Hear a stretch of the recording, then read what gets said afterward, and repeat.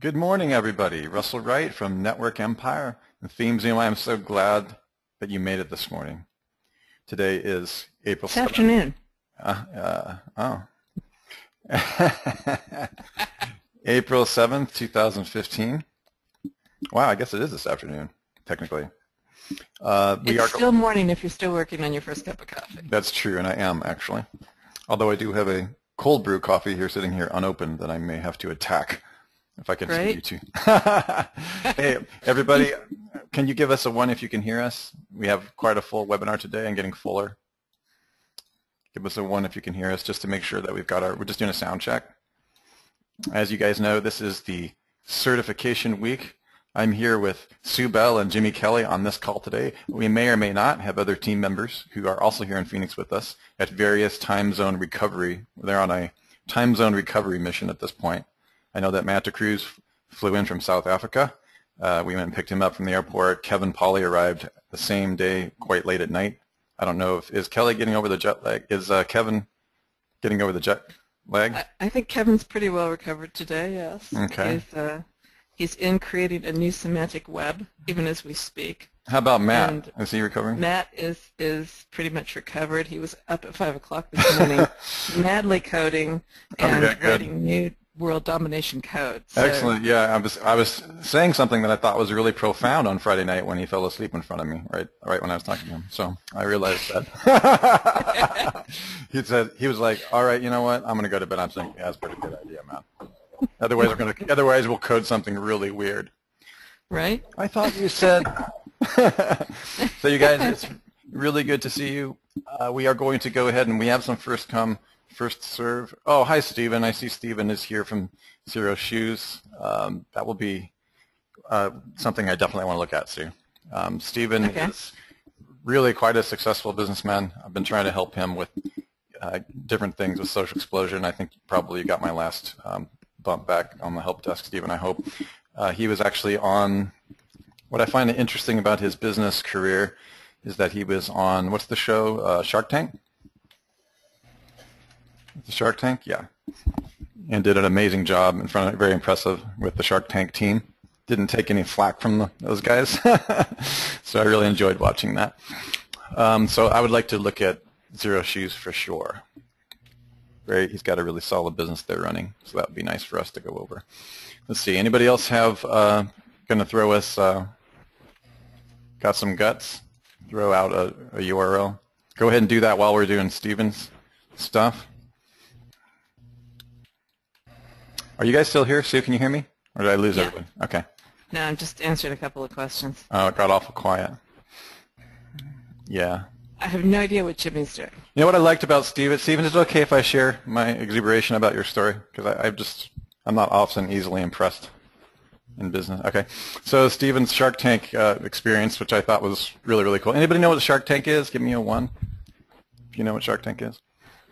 I mean, it's kind of famous story. It's a reality TV show that really gives you a rather distorted impression, in my opinion, about how business should work. Stephen is saying his Xero Shoes is xeroshoes.com/Shark Tank. He's got his video, and that's good. He should have there.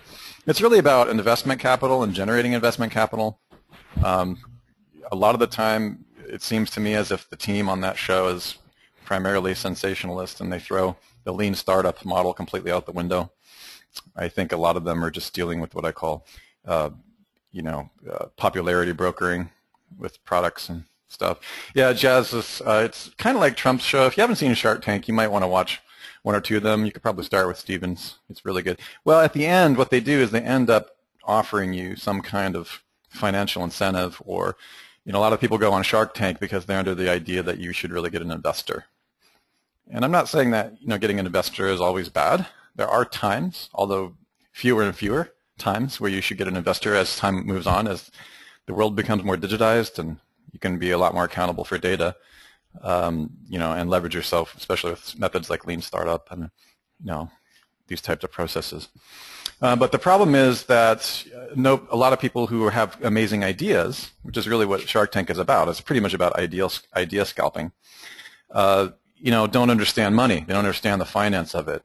And so a lot of the times, they're made offers that really don't, they're really not to the advantage of the person who came up with the idea, obviously, right? So, you get to see the clash. There's two frames that collide in Shark Tank. First frame is the power frame. That's the one where you've got big money people who are really excited about, they're just looking down on you and everything is all about them.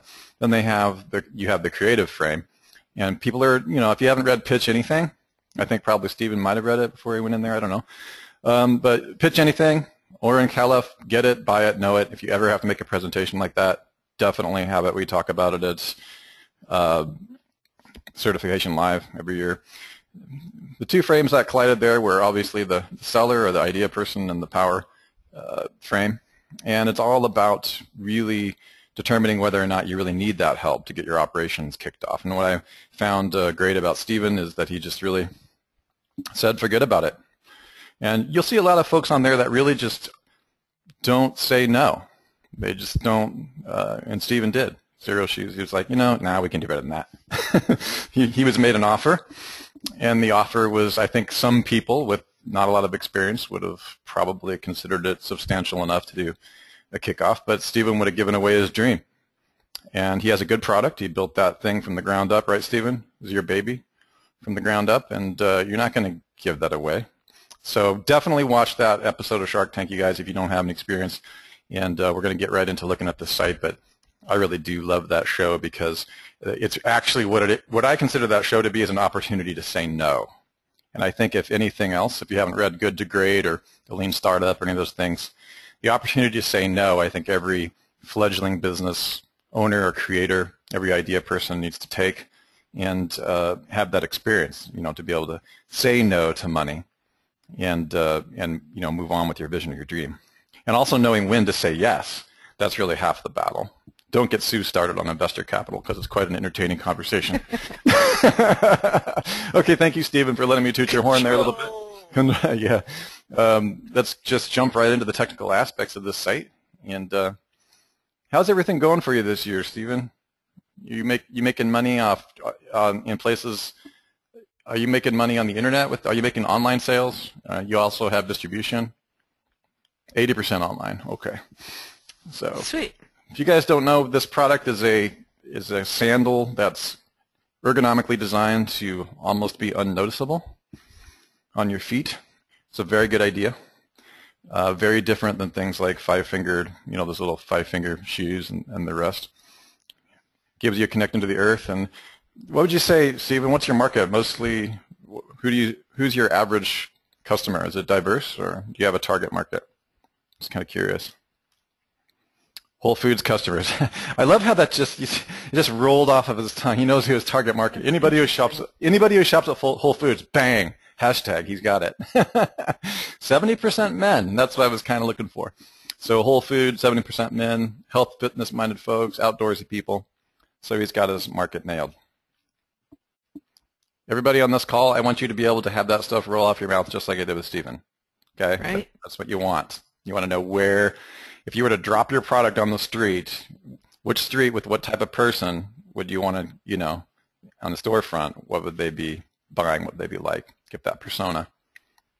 25% international. Are you making international sales off of the site, Stephen? Yeah, okay. 25%. Interesting. Private club. You have a shoe club for auto replacement, or what is that? What's the private club?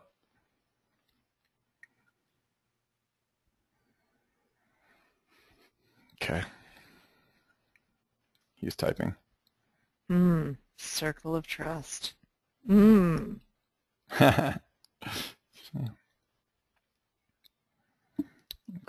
So probably you're seeing not so much Sabian. Gotcha. Okay, so we should probably get into the technical side of things. I think that's probably what is the, hey, Stephen, what is the primary, what would you like to walk away with from today's session? Yes, please do. Stephen is saying, can I say one thing about the market? I'm tempted to put him on audio, but we'll just stick with this for a moment. What would you like to say?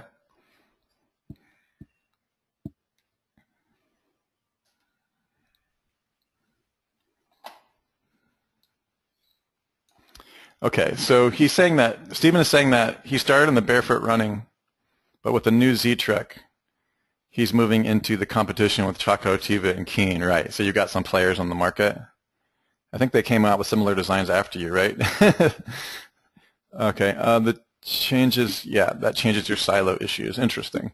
So we don't want to lose what you have, but you also want to expand. So you're actually thinking about how to organize that structure in terms of SEO friendly, or just in terms of market friendly, or both. You want to try to create a double touch there, right? Okay, gotcha. Very interesting. Okay. When you have a good idea, people like it, right, Steven?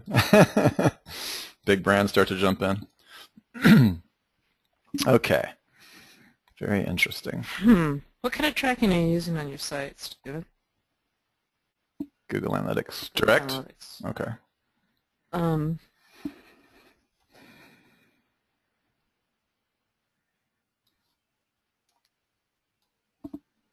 You know, we've really we've been playing around a lot with Piwik. Yeah, Piwik recently, and I really like some of the things that Piwik will do over and above what Google Analytics will show you. And let me just look around a little bit more. I'm almost ready.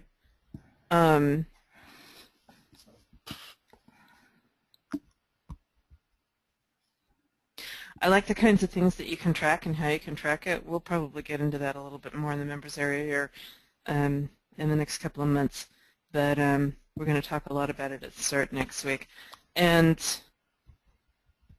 I would be really interested to understand better how people navigate your site. So in other words, from the home page, where do they go to? Like, do the drop-down menus truly help?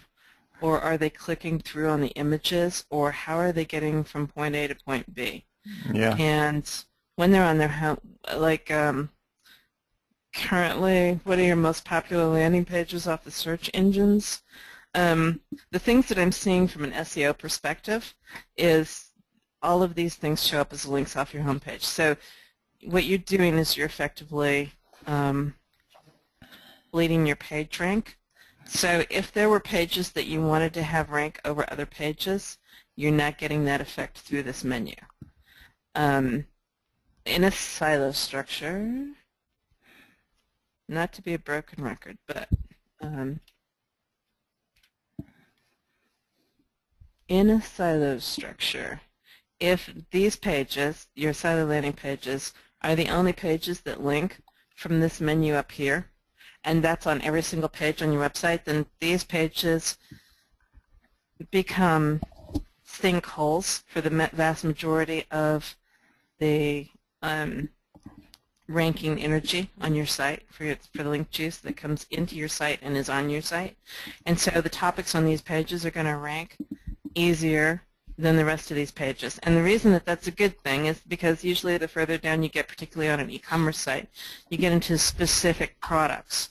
And so those specific products tend to rank really easily for their individual product names, and it's the concepts that are on your silo landing pages and possibly even at the category level that you really want to have more energy into. So in a silo structure where you don't have the drop-down menu, the most amount of link juice is going to be here, and then the next is going to be here, and then usually I only do this level on an e-commerce site, and that's got the least because those are particular product names. They're usually long tails because of that.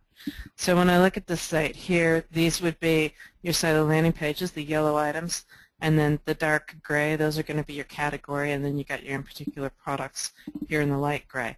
So there's a couple of things that happen. I know I've had clients who have had much larger e-commerce sites than yours that didn't want to get rid of the drop-downs and flyouts because they might have even tried it at one point, and their existing customers came back and said that they couldn't navigate the site as well. But new customers tend to go into overwhelm when they're presented with too many choices, and so you get a high abandonment rate from the website. Not necessarily a a single page there and gone, but they might click around to a couple of pages and then just feel overwhelmed because they're not led succinctly into where it is that they want to be. You don't have as many products, so it might not be that bad, and so that's why I'm interested to kind of know how people navigate your site. But where you're talking about bringing on more silos, then that becomes a consideration. If you're going to expand the options that your web traffic is going to be presented with, then you want to be able to focus on where they want to go. Let me just look. So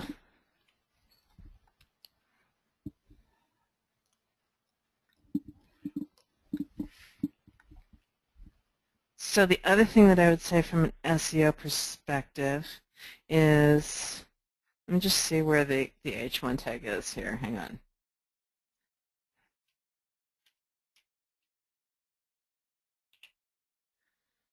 The most comfortable, versatile, healthy sandals. So that's going to be here. All right, so you've got content there, you've got your H1 tag there, and then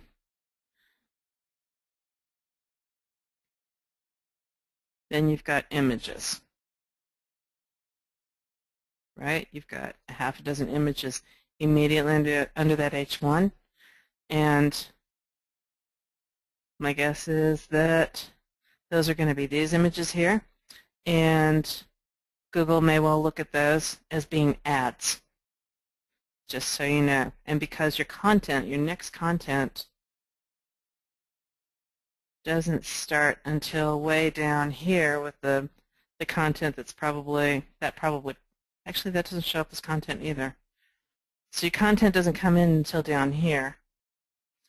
That's a long way. Google's not going to like that. I would make that part of the picture rather than making that. Let me just think about that for a second. If you don't have your first H tag, Jimmy, weigh in on this for me if you would, please. If the weight less were your first H tag, and you've got all those images up above, is that going to keep you out of a penalty? Where's the H tag on there?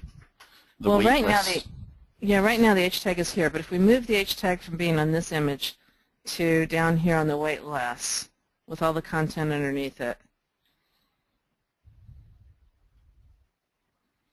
I mean, I'd almost be tempted to move a video up into that header somewhere. I mean, I suppose you could keep a H1 there, but so put like in, you have a video you want to split test the hero image location. Okay, good. Hero image. I'm not sure which one that is. Is that up here in this first block? Okay, good. Yeah. I would definitely do that. How are your rankings on the site right now? Are you happy with them?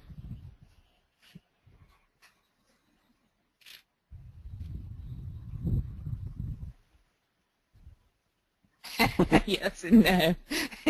Okay.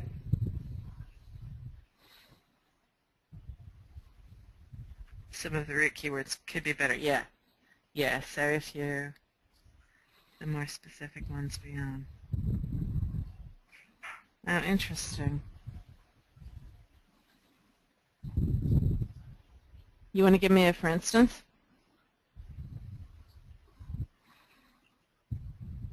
Yeah. Yes, if you want to go after sandals and sports sandals, that would be difficult. Okay, barefoot running sandals. Let me just look at that and see what Google brings back.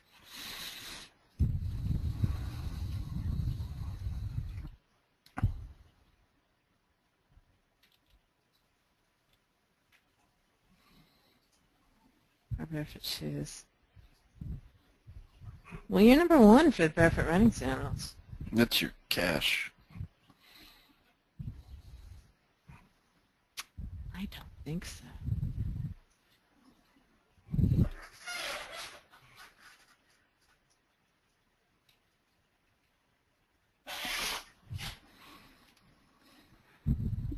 No, he's number 1. Yeah, he's there. I was looking him up for another keyword. He was down at number 10. Barefoot running. Barefoot running, you're down further on.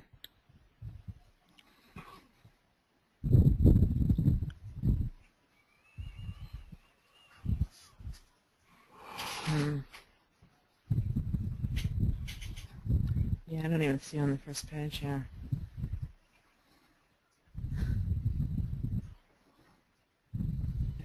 Barefoot shoes, I would imagine you're number 1 on. Dang. All right, that's interesting.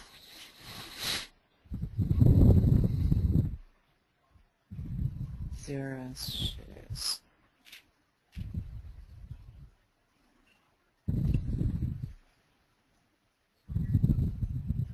You get 9 matches for barefoot on the home page. And if I look here in, you've got more than 100 matches for barefoot actually on the source code of your page. That's going to be why you're not doing better for that.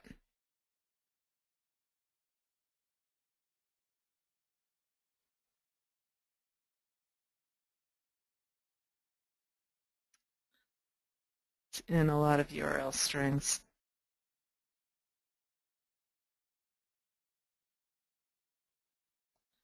What is that? Barefoot running tips.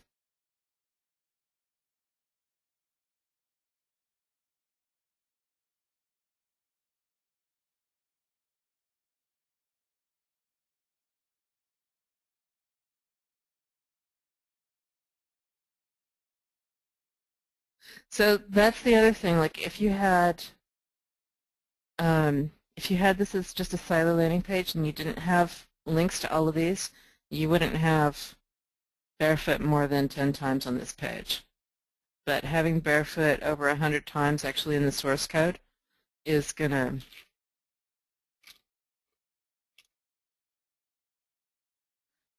run you into the issues that you're looking at. You got anything run yet, Jimmy? Screaming Fog or? Well, it's going kind of slow on the report here. Of course. One thing I've noticed, Sue, while Jimmy's pushing that through, if you go through to Stephen's shop, Shops Men, I've just noticed looking at the Google Structured Data Testing tool that when you're actually into the shop and people are buying your products there, so if you click here for men, for that Amuri Z-Tech, the page that we come to here where we go through the rich snippets testing tool, there's quite a few schema markup errors on this page.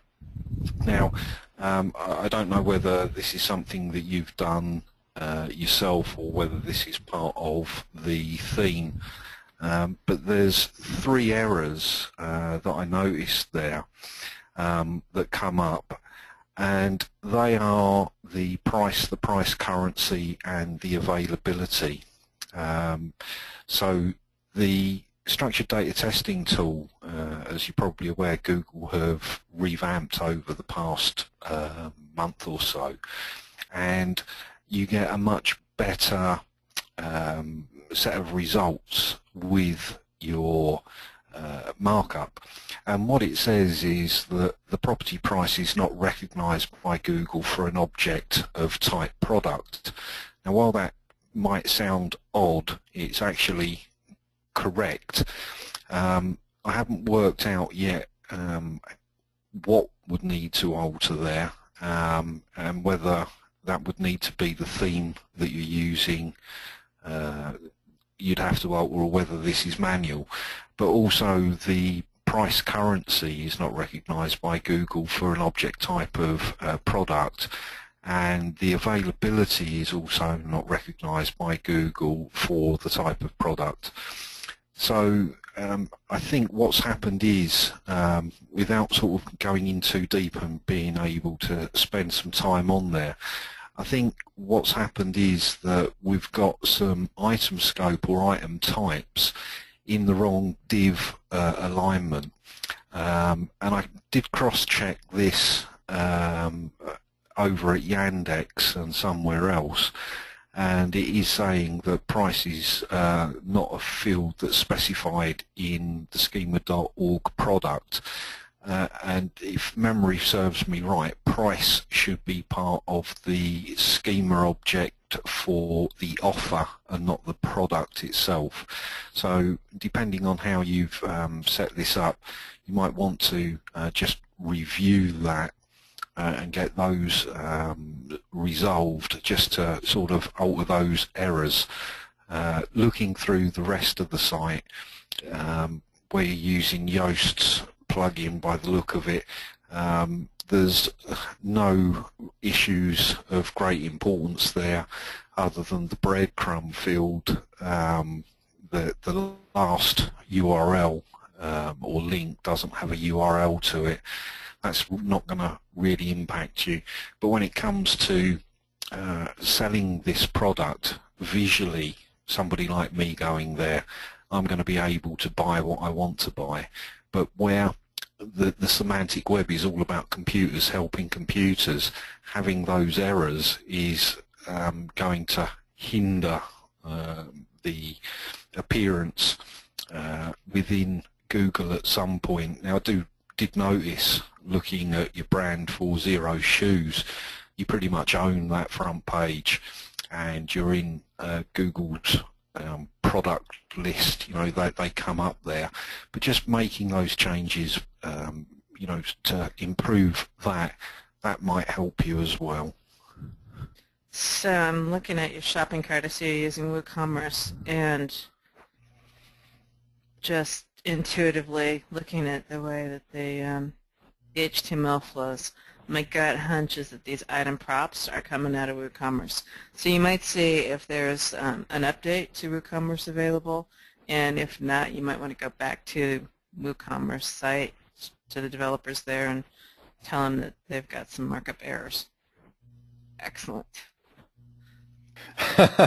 So Stephen is saying the audience can't hear what you guys are talking about, so I'm going to repeat some of these things. Stephen is saying that he has a recent version of WooCommerce, and that's just the way that it is. And I can hear Kevin, like, disciplined in a disciplined way, not responding intentionally. Also, we have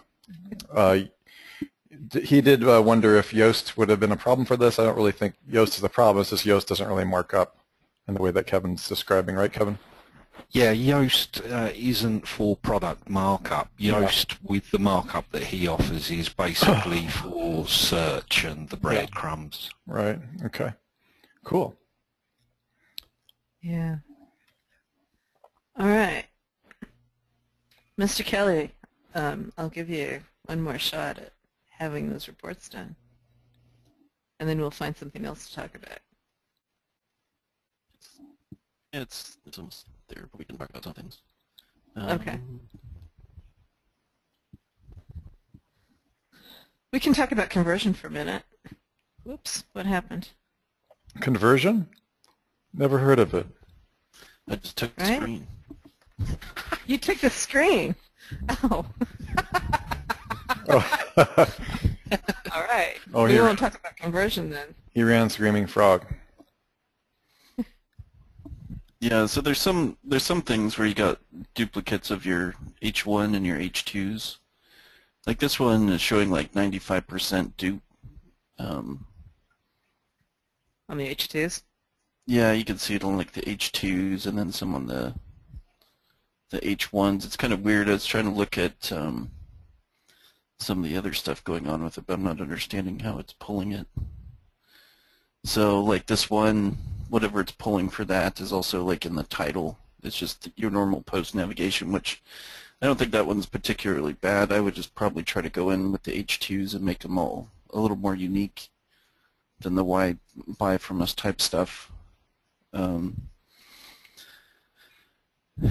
trying to see what else stuck out to me here. I have a couple of duplicate page titles on the About Us and the Xero shoes story. And let's see what else we got here. So Steven says that those H2s are in the footer. I'd probably just make it bold rather than an H2.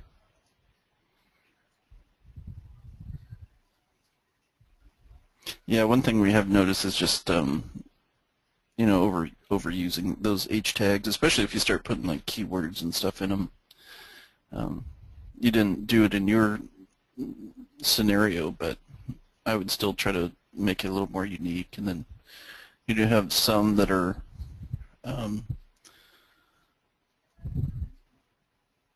you know, not able to find the page on some of them, so I'd probably go in and clean those up. But as far as your on page, it's all I would look for. Overall, I don't think it's bad. Just getting more unique H2 tags and H1s. Let's see if we can find. Pull over this screen. And we're still running, still waiting on the detox, but if you look at this one, if you go by count, you do have quite a few links that are, you know, it's a mix of both your brand and keyword here. I would probably, and most of this comes from one type of site, so I don't know if it's like advertising that you're doing or not, but I'd try to bring that percentage down if I could. This one's not so bad, but overall, I would say just try to bring down this one, especially with, you know, most of the stuff on your site being optimized for, you know, running sandals and barefoot sandals and things like that. Or if you're looking for where it's coming from, it's something called like birthdayshoes.com, and it's a site-wide link. So it seems to be coming from every page of their site. There's about 3,200 links. Is that your site, Would you disavow that site? What's that?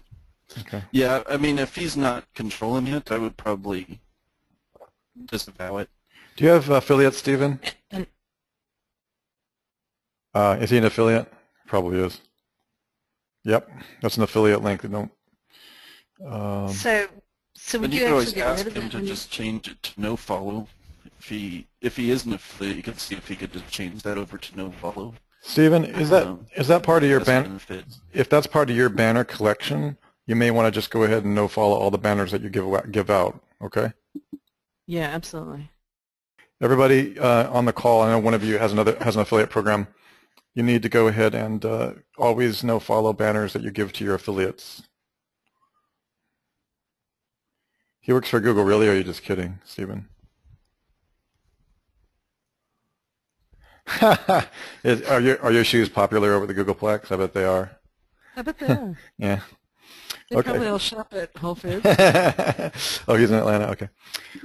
Yeah. So just remember that about the. You know, I'm sure that just because they work at Google doesn't know they mean anything about SEO, right? Google's a big company. Okay. And we can see if we can pull anything from the toxic links, but I'm not sure it's not quite ready yet. So that's as far as I can go. But overall, I would say it's not too bad, really. And I mean, he could just go in and put that other site into a disavow file. So that way you can still keep all the benefit from it without worrying about it. You guys still able to hear Jimmy, or is he cutting out for you? He's cutting out for me. Yeah, I mean, I think it's that terrible bandwidth they have in Texas. Yeah, I heard all about this Texas bandwidth, but now I'm not too sure. Right? No, you're back. I think you're back. Sort of. Yeah, so I would probably, you know, either no follow or just throw some of those sites he's doing the site-wides on it to a disavow. Then you don't have to worry about it, and you can keep all the benefit from it. So trying to think what else. That's about all I can do for now. I'm still waiting on the detox for that site. It's still running, so. Okay. Well, Russell could have a shot at the site if he wants to. I've talked to I Steven. would say, well, I guess I could say one more thing. So, on some of the keywords, I noticed like what you're ranking for and what pulls up in the SERPs are, like one of them comes from the blog, like barefoot shoes, for instance. If you look at this, it's just pulling from your blog here. So what I would suggest is any of the main keywords you want to get, just try to go back to the page that you want it to be on and make sure you get that exact keyword up in there. So because this is pulling from the blog, it's not quite 100% optimized for what probably the page you're wanting them to land on. So if we went back and just looked at your content here and you do a search for barefoot shoes, you can see the piece of text that it pulls up in is down here in your footer. And I would go and at least put it up in, I think it pulls up somewhere here in one of your pictures too. Yeah. I just try to get some of that into some of those keywords that are hanging out bottom of page 1, top of page 2. Just put them once into your content here, just so they're a little stronger for the page. And if I wanted to force it with Google, I would go to the page that they're ranking. So this one, and I would link over to your homepage with barefoot shoes over to the homepage if that's the one you're trying to rank. And that'll force them to have that one do the index. So that would be my recommendations. Also, the obvious, I'm not really sure if Steven knows about the tag issue. Did we look at that, or did that show up in Screaming Frog? Or?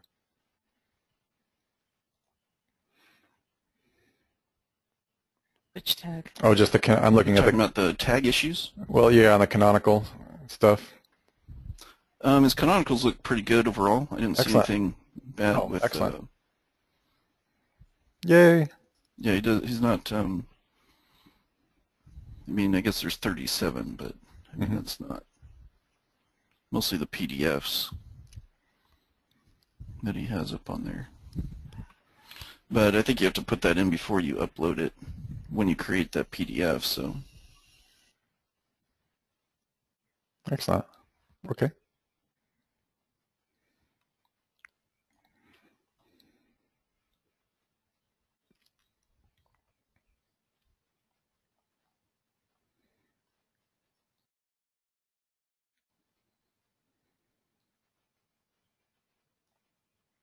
Did my audio just go? I think everybody else is thinking the same thing. No, nobody's audio went out. Everybody entered into a state of meditation. All right. Okay, time for some hot cognition. Wake up! Welcome to the jungle. Okay. Steven's like, it's a barefoot thing. Yeah, everybody's meditating barefoot. Yeah. Here's a question that came up. Scott Rogers asked kind of in the middle of this, because it was his thought was triggered by Steven saying, yeah, I have an affiliate program. And he's asking like what I would do for an affiliate program. Do you mind sharing what affiliate system you're using, Steven, and if it's working for you? You don't have to. I just thought I'd connect you guys since he's asking a similar question. He's using Post Affiliate Pro, Scott, and Steven is giving it a thumbs up.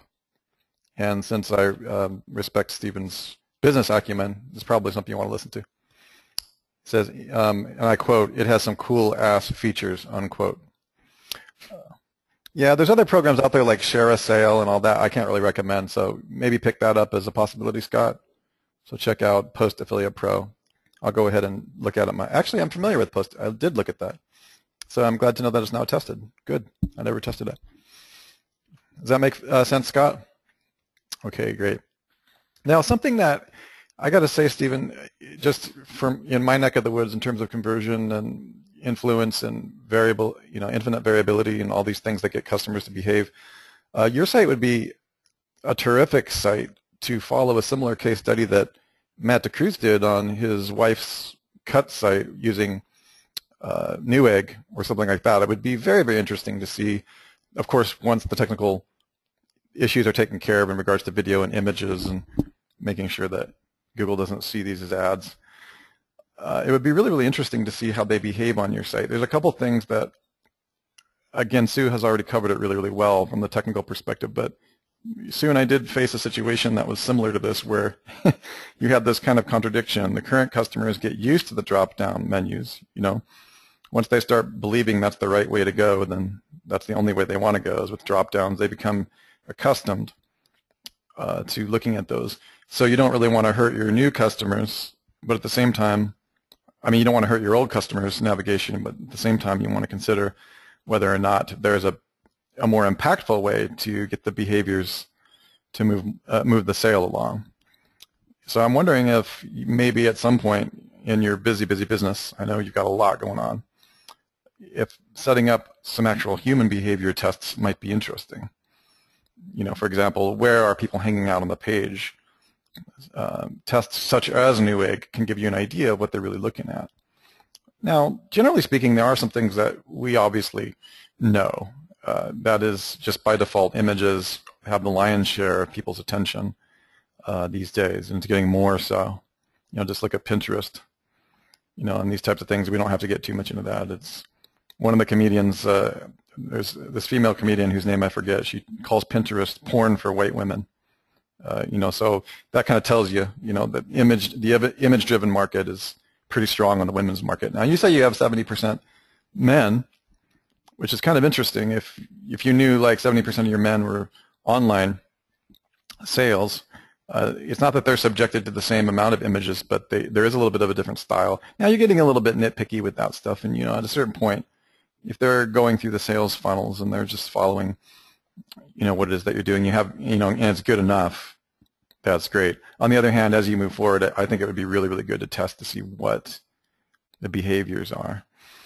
Another thing I would really love to, what I would probably analyze would be all of the referral-based behaviors in the action funnels. Sue and Matt and I, before Kevin arrived into town, were talking about this because this is the big thing as we move in our own development of what we call PKMM. It's all about being able to track the functionality and also track the actual behaviors, not just the behaviors that seem cool, you know, but the ones that are actually driving to that buy button in a way that's giving them, you know, getting them from the trigger to the various actions to finally to commit to that sale. I would really, really be curious to see how many times a visitor visits your site before they actually make a purchase. It's really, that would be fascinating, and it would be really great to know what those numbers are. It would also be really great to have at least a goal or ambition for you to kind of be able, you know, to be able to get to the lifetime value of your customer. You know, you have this, you know, just again, part of that's lifting up the hood to your actual business. These are things that we do cover in CERT, and it's a little bit much to cover for in an hour here, but we're always fascinated. I know everybody on our team is fascinated by, okay, there's the cost of your product, and there's also the turnover. You know, how many return, you know, what is the return behavior of your customer, and how can you optimize that on site? And it looks to me like you're really trying to optimize a little bit, and I'm very, very curious about your buyers club, because these are the kinds of things for people who have high turnover rates, front-end products where, you know, depending upon how long these last. Something that comes to mind, if I could just be really personal, Stephen, and this is a true thing, and I'm guessing this is probably something you're aware of. My fiance purchases a pair of sandals every 3 months. She loves the sandals, but their quality is probably much lower than yours. She is actually she's not on auto order because the company doesn't have it, but we know like clockwork every 3.5 months she's going to be throwing these things away because they're comfortable, but they're kind of on the cheap side. And I'm wondering, since I already have that kind of behavior running in my family, it just seems like that would be something that yours probably last a whole lot longer. And, you know, so there's this point between what is the quality of your product? Yeah, I wasn't going to say that. He says ours lasts too long. You know, it is interesting, isn't it? I've looked a lot at that, how essentially in the recurring model, excellent products get penalized. And I think, high quality products get penalized because the turnover is not high enough within the LTV. And so they end up having to, LTV, folks, means lifetime value of the customer, recurring value of the customer. And so the company ends up needing to find other ways to either create more front-end products and or other recurring scenarios. About the best you can do is, with that is to have what Sue calls a viral, what was that word you came up with? Viral cycle? In other words, the ability for your brand or product to create more front-end sales quickly in a shorter amount of time.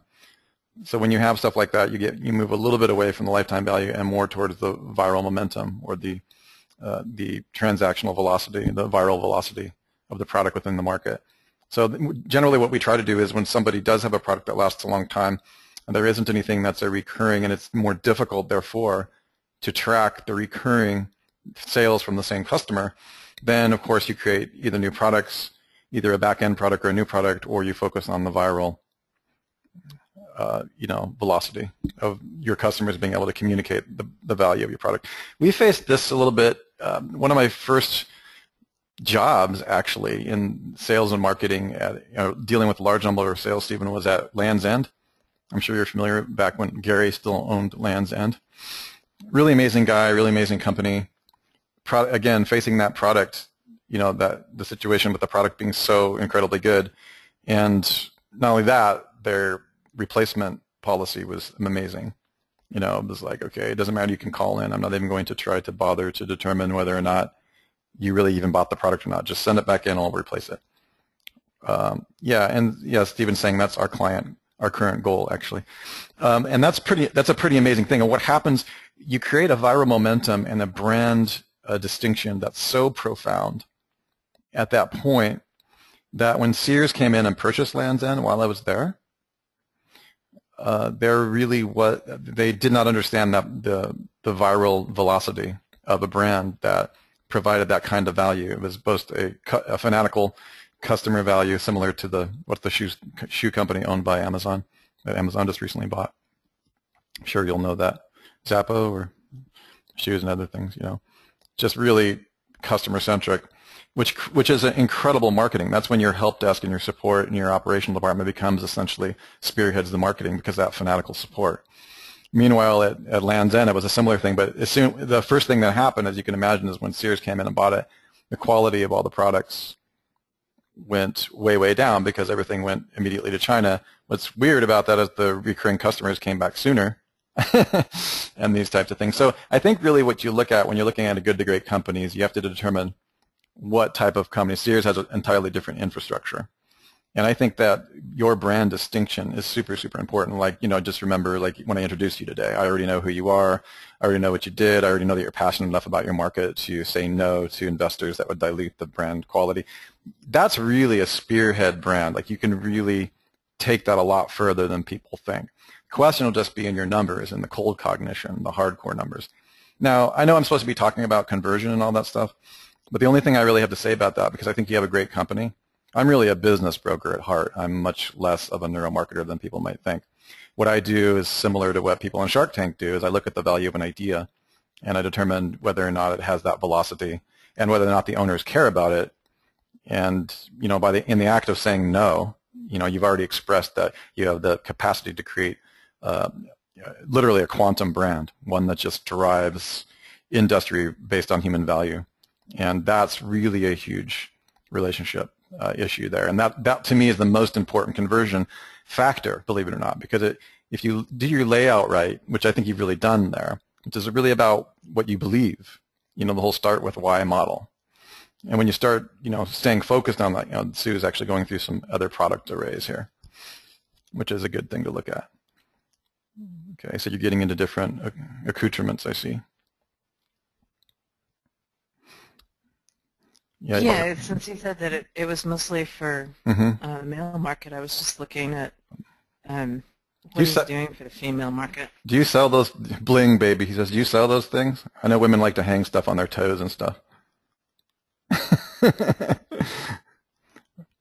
10% of sales. Interesting. Okay. Are you drop shipping your products, Stephen? Is all delivered right there in Boulder? Out? Okay.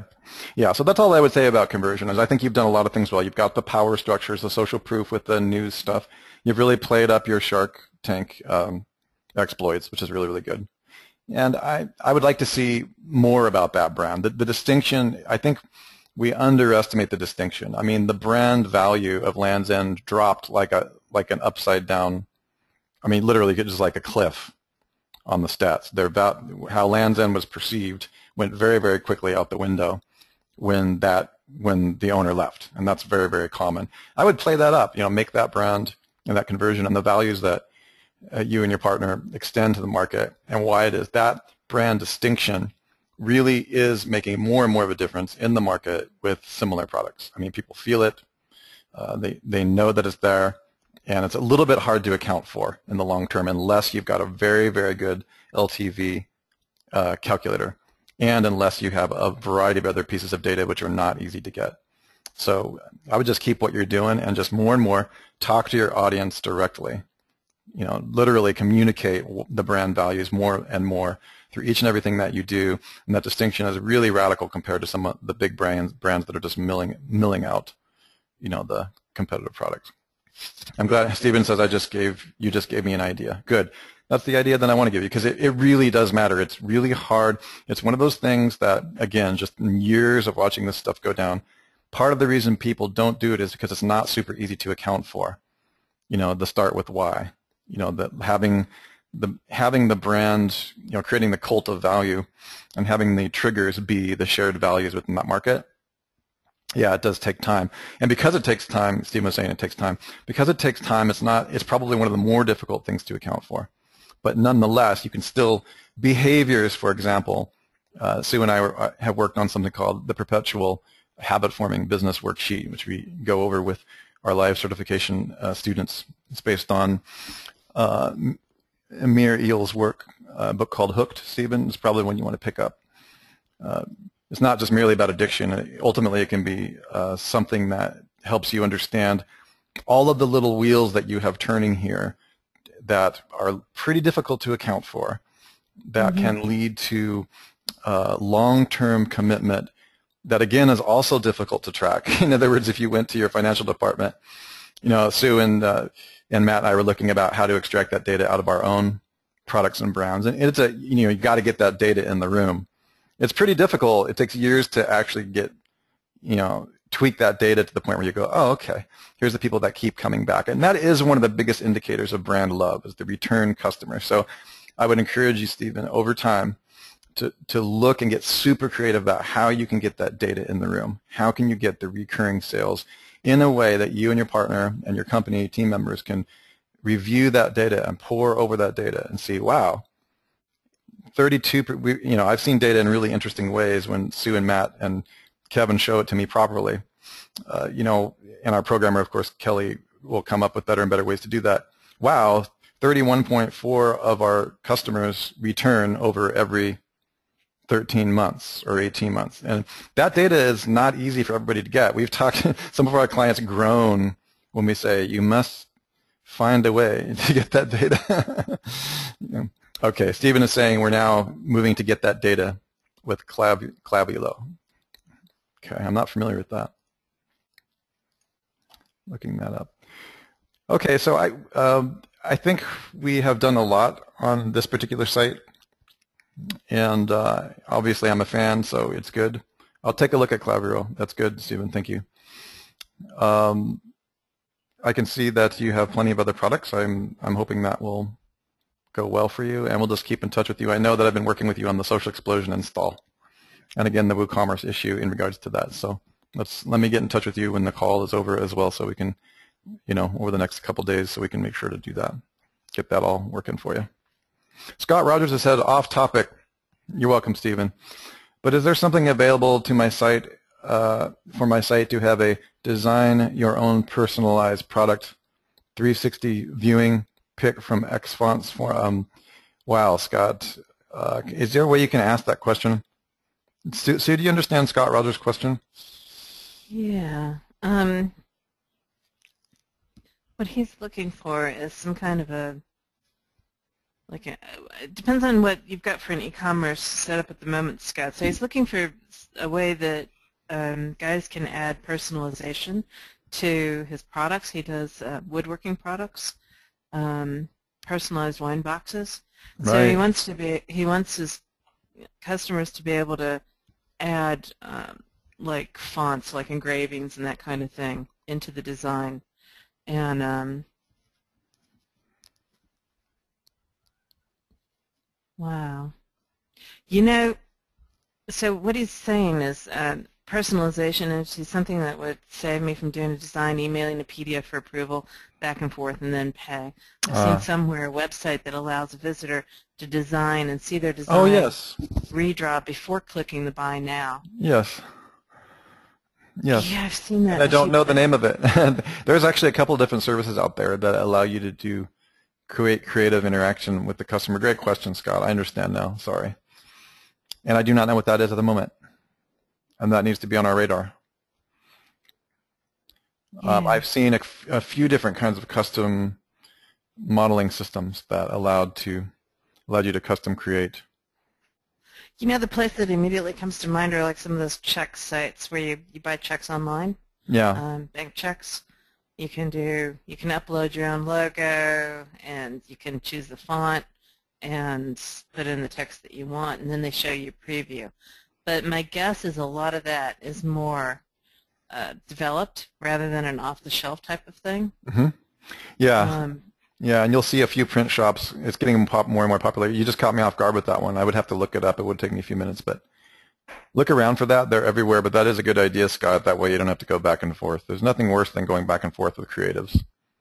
Yeah, that just totally eats up all your profit. It's the worst thing ever, because your operational costs go up. Take it from me. That's what I've been doing the last 2 days. I know about it. Back and forth from the printer a couple times. And I have a couple of customized things I had to do, and it would be pretty, but it's still, there's other print shops that would have been able to do it in that way. So, yeah, I understand what you're getting at. Great question. And I'm sorry we don't have a recommendation for you on that. You could go to one of the places where you can hire programmers. Names don't come to me right off the top of my head, but there are places out there where you can hire programmers to do things like that for you. So if they're like, my gut hunch is that there are libraries available that, someplace like Odesk. There are some that are a little bit more programmer-centric than Odesk. It's a little bit of everything, but you can probably find a person on Odesk too. My gut hunch is that there are libraries out there that can easily be incorporated into something rather than a bunch of off-the-shelf type of options. So you could probably have something coded fairly inexpensively. Definitely save you a lot of time. But I like the way you think, Scott. That's the way you want to go. Just cut out the middle, cut out the back and forth stuff. Good job. Definitely. All right, we're at the top of the hour. Yep. Now we are on a little bit of a tight schedule, so we're probably going to go ahead and end right now. As you know, we have certification next week, and I want to thank each and every one of you for showing up. And it looks like everybody got a lot of value out of this. If you learned something, actually, let's just confirm that. If you learned something today, and you picked up some stuff from Jimmy and Kevin and Sue, will you give me just a 1 here, so that I know that you picked up some value today? Feel free to just let me know what it is. I want to make sure that we refine, that we take away anything in these webinars that are not useful and provide you with things that are awesomeness. I happen to think that everything we talk about is awesomeness, but I don't want to make any assumptions. Okay.